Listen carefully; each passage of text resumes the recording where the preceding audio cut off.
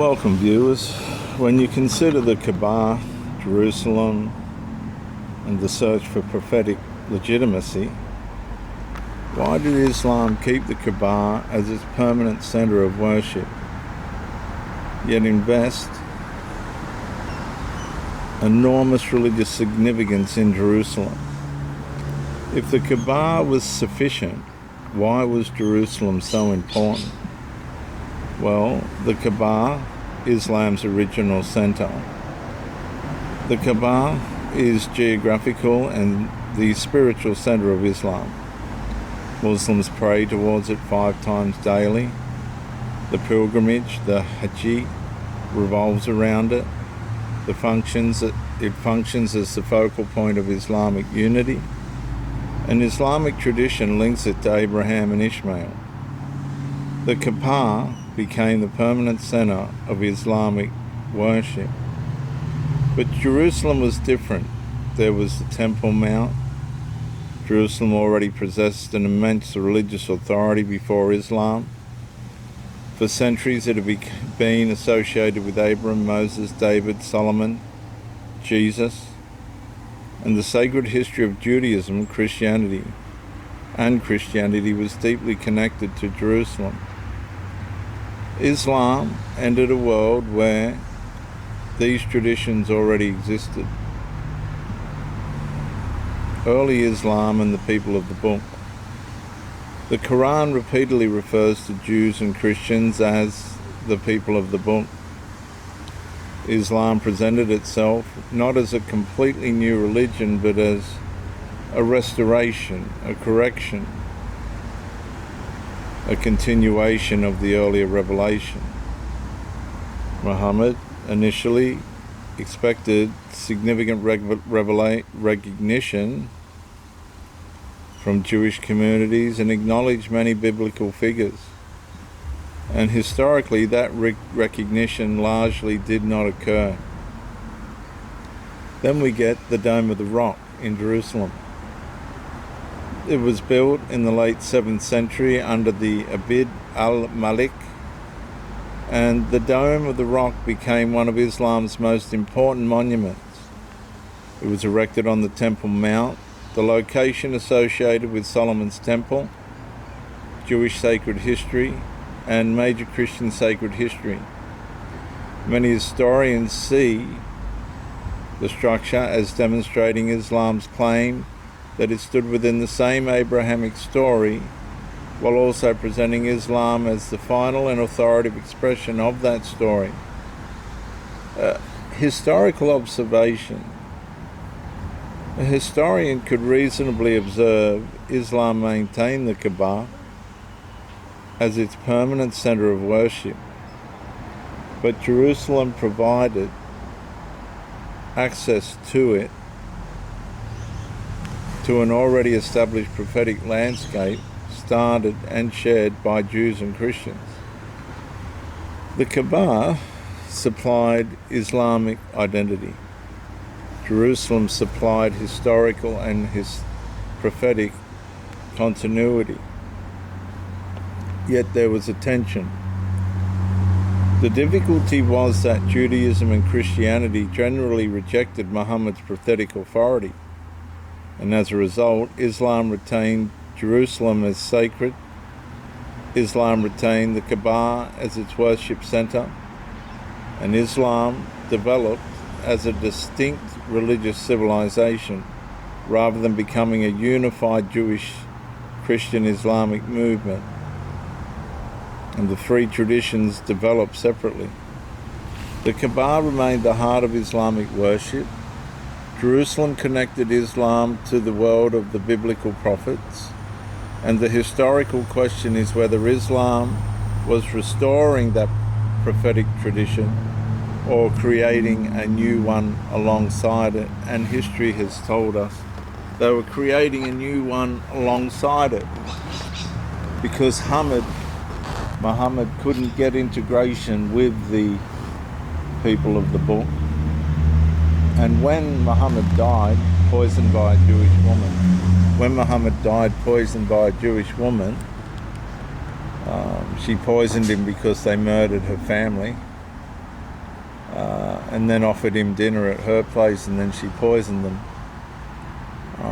Muhammad lived for a while after that, but eventually died. He believed from the poisoning, combined with the curse written about him by Allah, that his aorta would be cut if he was proven to be a false prophet. On his deathbed he said and complained continually that he felt like his aorta was being cut, which there seems to be, if you look deeper underneath the surface, some kind of confession as to sin, without confessing the sin, as it were. Muhammad then died, but after Muhammad died, the movement kept expanding, and within the movement there became sects that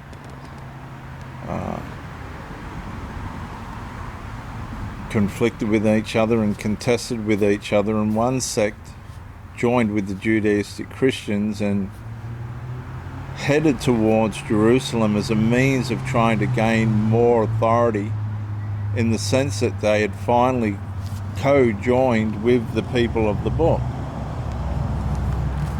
And so the construction of the Dome of the Rock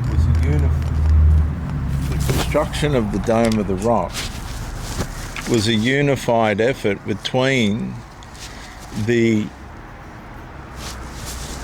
Muslims that had decided that we can have the higher authority if we can get on side with the Judaistic believers of that time. And if we build a monument in Jerusalem, then surely we'll have the upper hand. It was a breakaway sect from the original sect. What happened was, these people by conscience seemed to believe that Jesus had more significance than Muhammad, and by building the dome on the rock in a combined, unified collusion with the Christians and the Jews and the Muslims, this was an attempt, I believe. We'll just let this siren go past.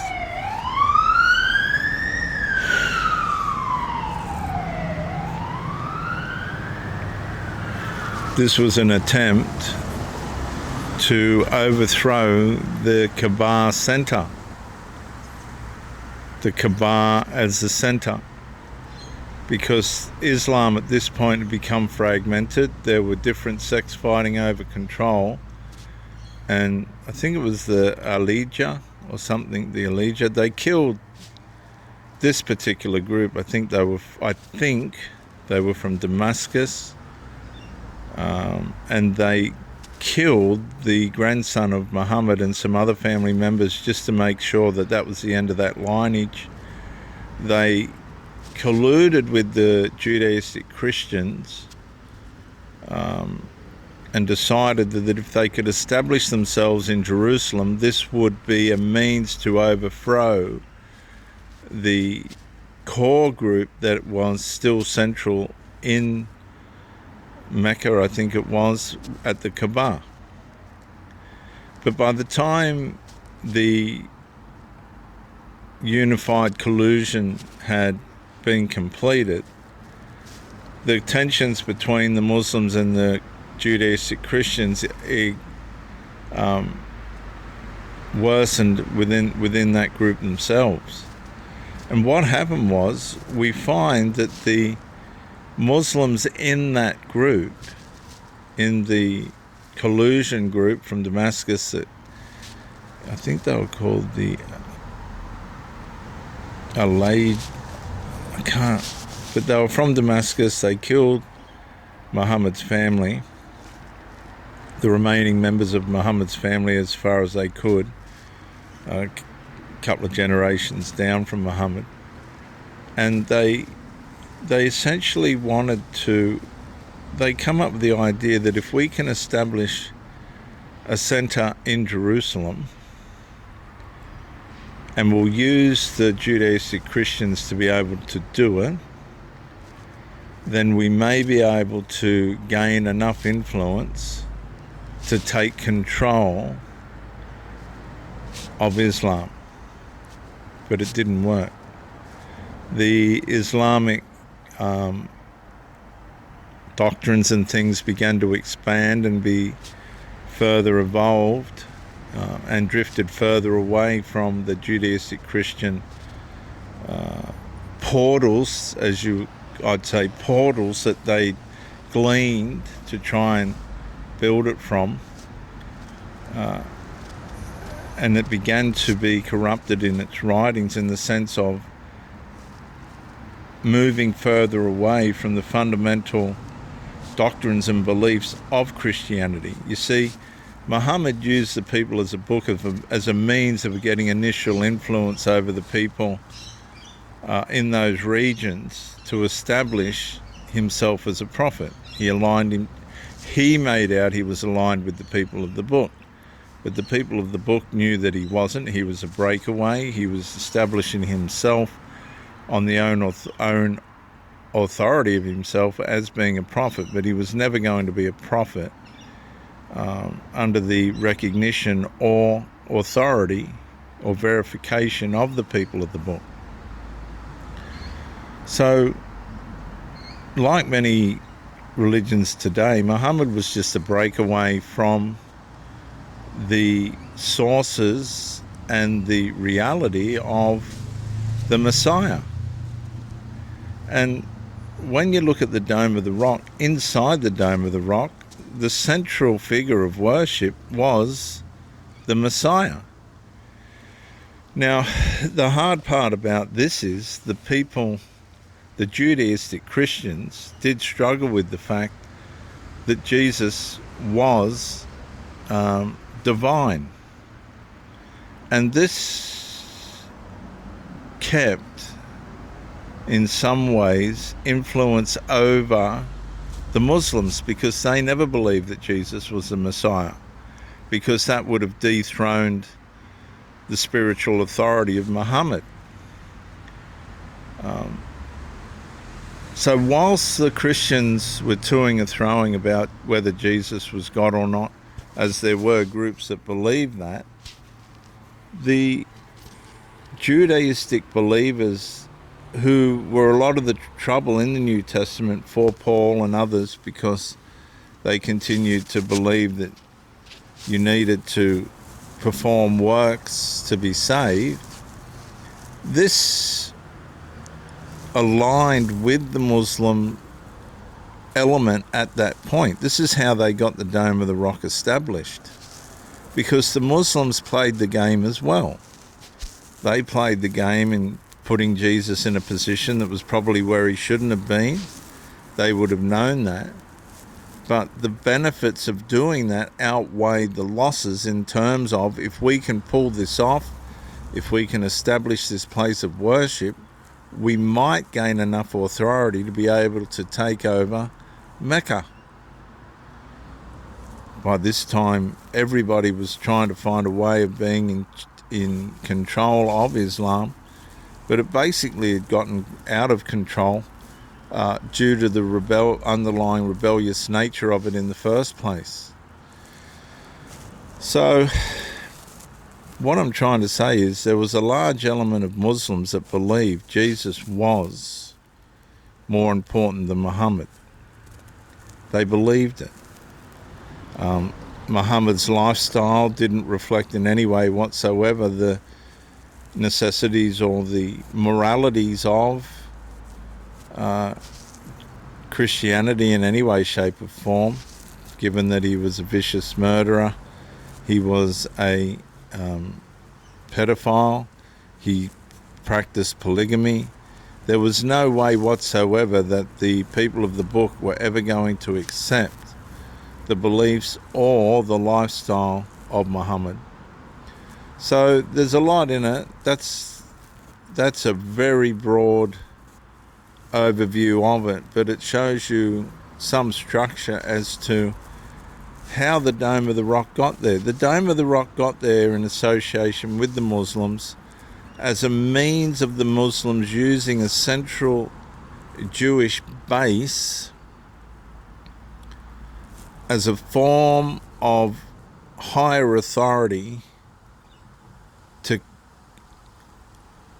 in alignment with some kind of acknowledgement of the people of the book that would give them some kind of sway over the populace of Islam. But I don't think it ultimately worked. There was too many cell groups and divisions within Islam at that time. There were individual internal schisms as to who was going to be in charge and who was not. There was a lot of murder and betrayal and things going on within Islam itself. And really, nobody was safe. Nobody was really safe. Nobody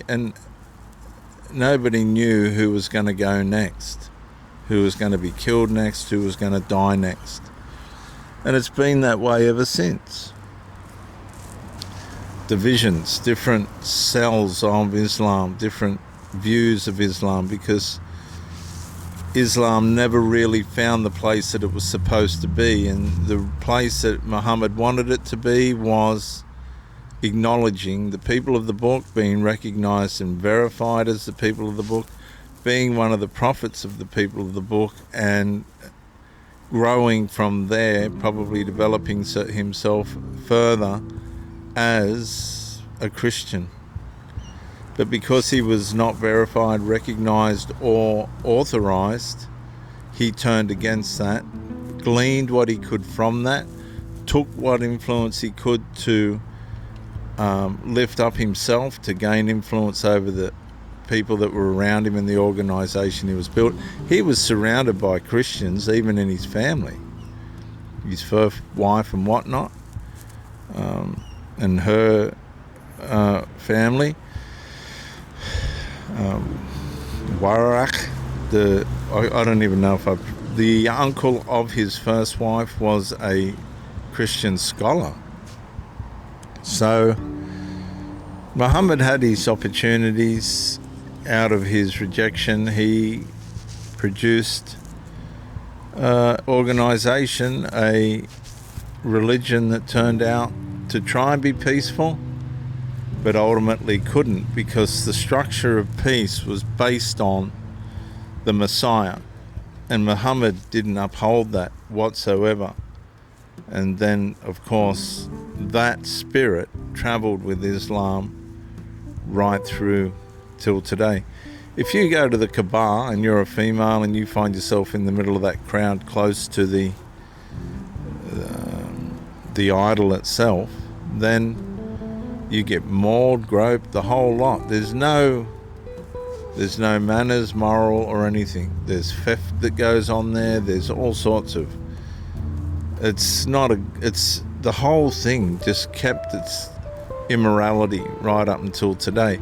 Now, we come to the argument: are there good Muslims? There are good Muslims, but the ideology itself will never ever be able to prove itself to be good. I hope that helps. It's pretty broad, but it's in depth. Bye for now.